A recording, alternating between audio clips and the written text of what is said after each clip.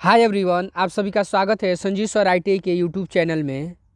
यहाँ पे आप लोग देख रहे होंगे जी, ये क्या बोल रहा है जी, how to draw an ellipse having major axis 120 mm and minor axis 60 mm by using rectangular circle method. तो ये तो हमारा हुआ जी रेक्टेंगुलर सर्कल मेथड। इसके पिछले क्लास में हम लोगों ने कवर किया है फोर सेंटर मेथड। तो फोर सेंटर मेथड से अगर जिनको नहीं आता है इलिप्स बनाने के लिए तो वहाँ से जाके मेरे चैनल पर विजिट कीजिए और वहाँ पे प्ले लिस्ट में फोर सेंटर मेथड से क्वेश्चन बनाया हुआ है, तो वहाँ से देख सकते हैं, सीख सकते हैं। अब इस क्लास में हम लोग कवर करेंगे रेक्टेंगुलर सर्कल मेथड से कैसे इसको इलिप्स हम लोग इसमें ड्रॉ करेंगे। तो सबसे पहले तो कोई भी इलिप्स बनाने के लिए हम लोग को क्या होना चाहिए जी, मेजर एक्सिस मालूम होना चाहिए, मेजर और माइनर एक्सिस। तो मेजर एक्सिस इसमें दे दिया है जी 120 mm है और माइनर एक्सिस कितना है जी हमारा 60 mm।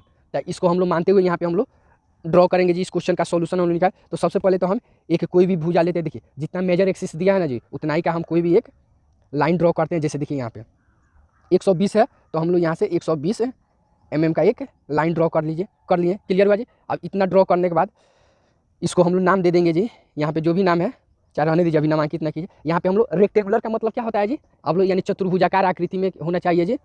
तो यहाँ पे ये दोनों पॉइंट पे हम परपेंडिकुलर लाइन यहाँ पे शो करेंगे। तो देखिए परपेंडिकुलर लाइन हम लोग यहाँ पे शो कर देंगे। और शो करने के लिए आगे ध्यान से देखिए, ये वाला होगा जी। और फिर इसका हम यहाँ पे ये लाइन इधर हम लोग शो किए। क्लियर हुआ जी कैसे हुआ, ये सिर्फ परपेंडिकुलर लाइन होगा। अब देखिए ये टोटल हमारा 120 है तो इसका हाफ कितना होगा जी 60 होगा जी। तो यहाँ पे 60 मानकर फिर यहाँ पे भी हम लोग एक परपेंडिकुलर लाइन हम लोग शो कर देंगे जी। सब किसी को समझ में आ रहा है जी। अब आगे देखिए, इस क्वेश्चन में माइनर एक्सिस का मेजरमेंट कितना दिया है जी 60 है। तो हम सभी को यहाँ पे मेजर कर लेते हैं जी। ये हमारा 60 है और 60 का अधिया कितना होता है जी, तो 30 होता है। तो यहाँ पे मेजर कर ली, मार्किंग कर लिए। फिर वही सेम प्रोसेस यहाँ पे भी हम, ये 60 है, फिर हमारा ये उसका आधा 30 हुआ। फिर यहाँ पे भी हम लोग, ये भी हमारा कितना है जी, ये टोटल फाइनली ये 60 है और इसका आधा कितना हुआ जी 30 हुआ। क्लियर हुआ जी। अब इसको बनाने के बाद ये जो पॉइंट, ये तीनों पॉइंट को आपस में एक दूसरे से मिला देंगे जी। क्लियर हुआ जी। अब ये वाला जो पॉइंट है, ये जो बीच में मार्किंग कीजिए 30-30 mm पे, इसको भी हम लोग ऐसे एक दूसरे से मिला देंगे। तो इतना तक तो समझ में आया जी, इतना तक किसी को परेशानी नहीं है। देखिए ये जो एक्स्ट्रा लाइन है इसको हम इरेज भी कर सकते हैं या नहीं भी इरेज कीजिए तो कोई दिक्कत है, क्योंकि ये सभी काम जो कंस्ट्रक्शन का ये सभी काम करते हैं कि जो पेंसिल हमारी क्या पतली चलती है उसकी सहायता से करते हैं। अब आगे देखिए, इसमें हम लोग नामांकित कर दे रहे हैं, क्यों, क्योंकि नामांकित कर देने से हमको बनाने में सुविधा होगी। ये हो गया ए नाम से दिखा दी, इसको बी, ये वाला जो सेंटर जो पॉइंट हो गया जी यहाँ पे वो दिखा दीजिए, ए बी हो गया। उसके बाद ये वाला पॉइंट हमारा सी और ये वाला पॉइंट हमारा डी, तो ए बी और सी डी हो गया। अब उसके बाद ये वाला भी चारों कॉर्नर पे है तो डी हो गया। तो हम यहाँ पे ई दिखा दे रहे हैं, ई, ये है एफ, ये है हमारा जी और ये है हमारा एच पॉइंट। इतना तक सब किसी को क्लियर हुआ। अब इतना तक जब क्लियर हो गया तो आगे ध्यान देंगे, अगले स्टेप में क्या करेंगे, ये जो भी ए ई रेखा या ए एच, ये जो दोनों रेखा है ना जी, इसको हम लोग डिवाइड करेंगे। फिर ए ओ को डिवाइड करेंगे। ए देखिए जितना यहाँ से ए ई का मान, ये ई और एच का मान टोटल कितना है जी हमारा यहाँ पे 60 है। अब इसका और दो भाग में बांटेंगे तो ये वाला हमारा कितना है जी, यहाँ पे ये 30 है और ये भी हमारा 30 है।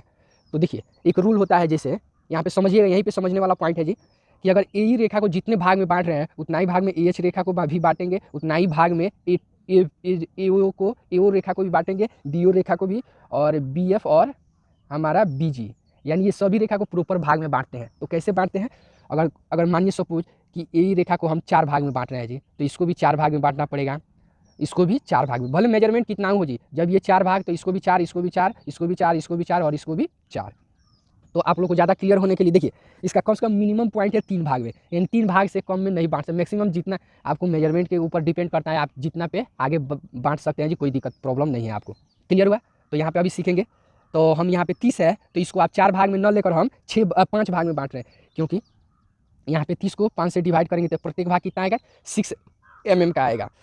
तो यहाँ पे यहाँ पे ये क्या रखते हैं जी, सेट स्क्वायर रखते हैं और यहाँ पे 6 mm का हम लोग मार्किंग करते हैं। 6 दूना 12, 6 दूना 12, 6 तीन का 18। तो इस तरह तो हम लोग 1 2 3 4 5 भाग में इसको भी डिवाइड कर दिए, फिर इसको भी 5 पार्ट में डिवाइड कर दें। 6 दूना 12, 6 तीन का 18, 6 दूना 12, तो 1 2 3 4 5। ध्यान से देखिएगा यहाँ पे, अभी यही सेम मेजरमेंट इधर भी है तो इसको भी हम लोग उतना ही 5-5 पार्ट में बांट ले रहे हैं। तो प्रत्येक भाग कितना का आया जी, 6 mm का आ रहा है जी यहाँ पे, 6 दूना 12। क्लियर हुआ जी। यहाँ से भी सेम प्रोसेस कर लेंगे, यहाँ से 6 दूना 12, 6 तीन का 18 हमारा 6। तो इतना तो हमारा क्लियर हुआ जी। ये EA और AH, फिर BF और BG। तो इतना तो क्लियर। उसके बाद देखिए AO और BO जो भुजा है जी, इसको भी हम लोग कितना भाग में बांटेंगे, 5 ही भाग में। इसको अभी नामांकित नहीं किए जी, इसको भी ये जितना मार्किंग किए सबको नामांकित करेंगे अभी आगे। तो अभी यहाँ पे समझिए, अब ये तो था हमारा 30 30 30 30 तो हो गया, लेकिन AO भुजा हमारा ये टोटल कितना है जी, A से लेकर B तक हमारा भुजा कितना 120 है। तो AO हमारा कितना है टोटल, यहाँ पे हम लोग शो कर दे रहे हैं जी, ये हमारा 60 है जी, और ये भी कितना है जी हमारा 60। तो इसको कितना भाग में आपको बताएं, इसको जितना भाग में बांटते हैं उतना ही। तो ये 5 भाग में बांटे हैं जी, देखिएगा 1 2 3 4 5, ये भी आपका 5 है, 1 2 3 4 5 है, ये भी 5 है, 1 2 3 4 5, 1 2 3 4 5।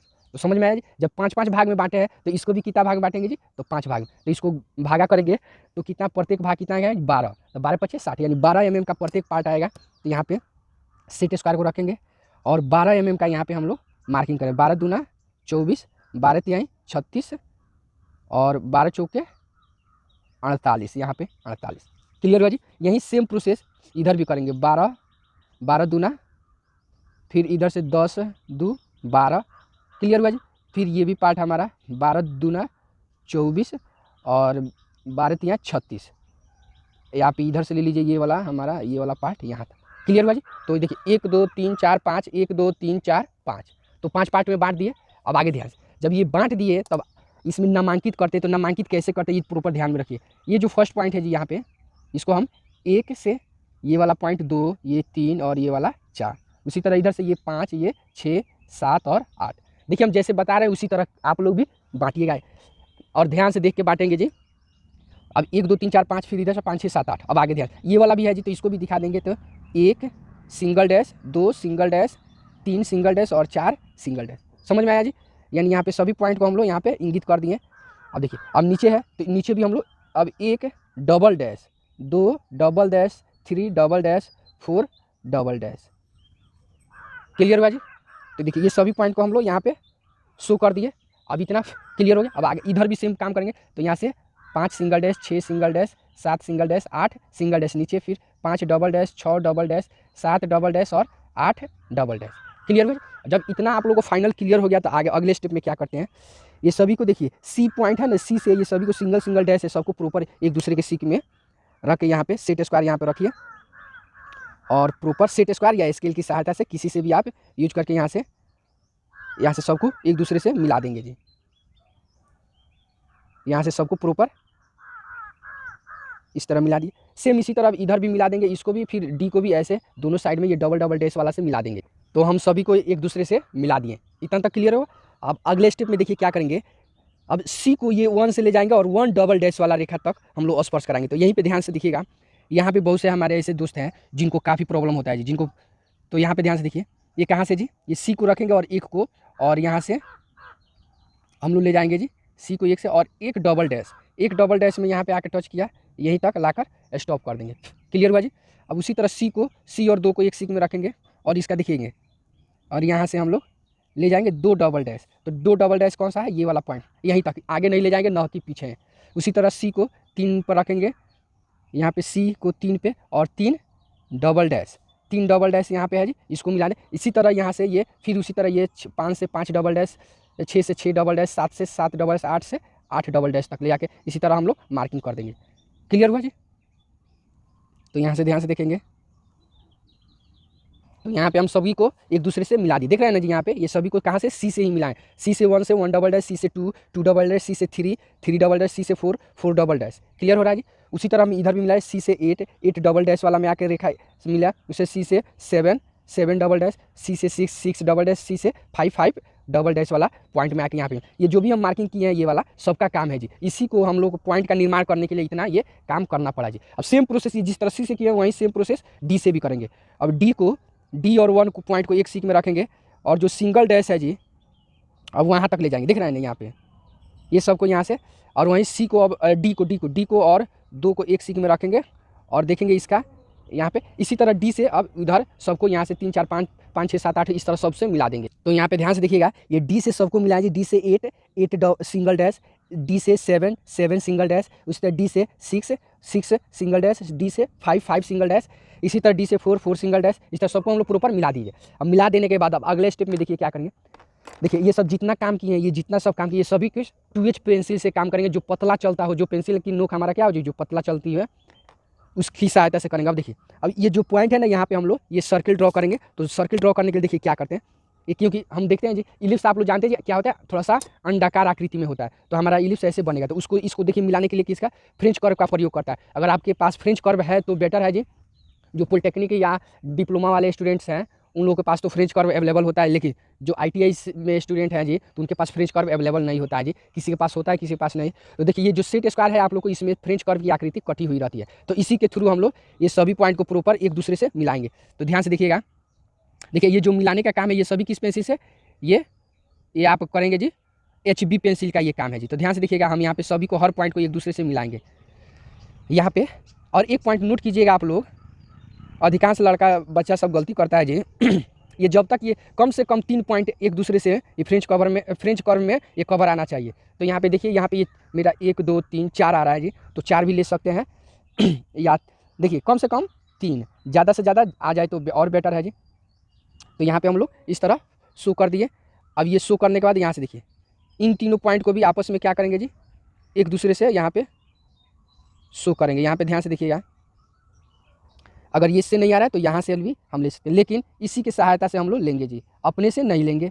क्योंकि बहुत से हमारे ऐसे दोस्त हैं जो अपने से ही फ्री हैंड मिला देते हैं, तो गलती होने का चांस होता है जी। तो देखिए ये मेरा यहाँ से इसको हम लोग शो कर दिए, क्लियर हुआ जी। तो इसको हम लोग यहाँ से मिला दिए। अब यही सेम काम अब सेट स्क्वायर को ऐसे, इस देखिए सेट स्क्वायर को ऐसे पलट देंगे, और पलटने के बाद सेम प्रोसेस जो वहाँ पे किए हैं जी, 4 पॉइंट को एक दूसरे से मिलाएं, उसी तरह यहाँ पे भी सेम काम करना है जी। क्लियर हो रहा है जी। देखिए सब मेहनत कर देने के बाद यहाँ पे आके अधिकांश बच्चे लोग गलती करते हैं जी, तो उनको ध्यान में रखिएगा। तो वहाँ से ये पूरा मेहनत कर देने के बाद यहाँ पे आके बहुत से हमारे ऐसे दोस्त हैं जो गलती कर देते हैं जी। तो देखिएगा ये थोड़ा सा मेरा आउट हो गया, तो इससे कोई दिक्कत नहीं, वो पेंसिल में हम लोग कवर कर लेते हैं जी। क्लियर हुआ। तो यहाँ से ये अब यही सेम प्रोसेस हम नीचे कर लेते हैं। तो अगर नहीं आ रहा है तो क्या कीजिए, पेज को अगर सेट स्क्वायर से इस तरह कवर हो जाए आप लोगों से तो हो कर लीजिए, यहाँ से आ ही जाएगा जी। अगर जिससे नहीं आ रहा है तो पेज को क्या करेंगे जी, रिवाइंड उल्टा कर देते हैं जी। तो यहाँ से ध्यान से देखिएगा, ये वाला पार्ट यहाँ से हम लोग ऐसे इस टाइप से शो कर दिए, देख रहा है ना यहाँ पे। अब उसके बाद ये वाला भी है जी, तो ये वाला आकृति यहाँ से हम लोग इस सेट स्क्वायर को यहाँ पे प्रॉपर बैठाएंगे, तीनों पॉइंट को आपस में, और बैठाने के बाद यहाँ से ये वाला यहाँ से ऐसे शो कर दें। क्लियर हुआ जी। अब यही काम यहाँ पे सेट स्क्वायर को ऐसे हम लोग पलट देंगे, और पलटने के बाद सेम प्रोसेस जिस तरह उधर हम लोग काम किए सेम काम यहाँ पे करेंगे। देखिए 1 mm इधर उधर होता है, तो उतना से 1 mm से कोई दिक्कत नहीं है जी, ज़्यादा फॉल्ट नहीं होना चाहिए, समझ गए। कोशिश कीजिएगा ज़्यादा फॉल्ट ना हो। तो देखिए ये वाला आकृति बना। उसके बाद देखिए इन तीनों पॉइंट को भी आपस में क्या कर देंगे, आपस में ऐसे मिला देंगे जी। यहाँ से ध्यान से देखिएगा, ये वाला पार्ट ऐसे ऐसे हम लोग इसको इस तरह से हम इसको शो कर देंगे। तो ये फाइनली हमारा क्या हुआ जी, ये इलिप्स बन के रेडी हो गया।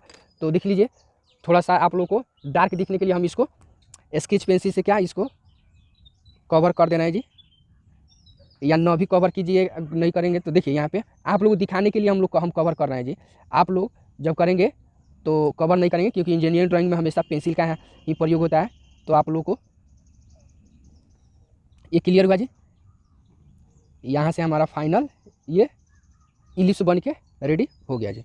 तो फाइनली अब इसका हम लोग डायमेंशन शो करते हैं जी। तो डायमेंशन शो करने का क्या तरीका है जी, तो यहाँ पे जो भी हमारा दूरी होता है जी, ये जैसे मेजर एक्सिस, तो इसका हम लोग यहाँ पे ले लेते हैं जी। तो मेजर एक्सिस को फर्स्ट ऑफ ऑल शो करते हैं पहले, और उसके बाद हम माइनर एक्सिस भी, यहाँ पे मेजर एक्सिस टोटल हमारा कितना था जी, 120 था, तो 120 लिख देंगे यहाँ से। और फिर इधर माइनर एक्सिस भी हम लोग यहाँ से शो कर देंगे। देख रहे हैं जी, ये क्योंकि डायमेंशन अनिवार्य है जी, डायमेंशन दिखा दीजिए लो तो और काफ़ी बेस्ट होता है जी, बेटर होता है जी। तो यहाँ पे ये देखिए, आप लोग ये ध्यान दीजिएगा, ये वाला जो लाइन है जी, इसको हम एक्सटेंशन लाइन के नाम से जानते हैं दोनों साइड में। ये वाला डायमेंशन लाइन है, और ये वाला हमारा एरो हेड है, ये वाला हमारा 60 है।